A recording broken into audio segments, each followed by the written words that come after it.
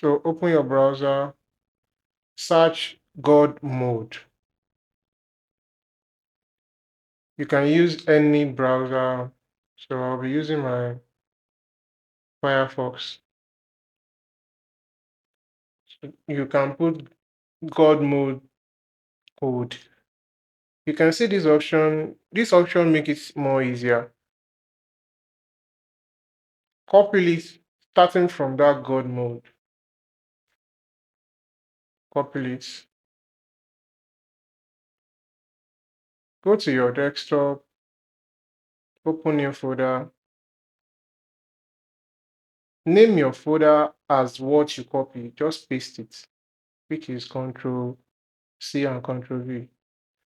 Now you can see all your settings in one folder, which make it more easier.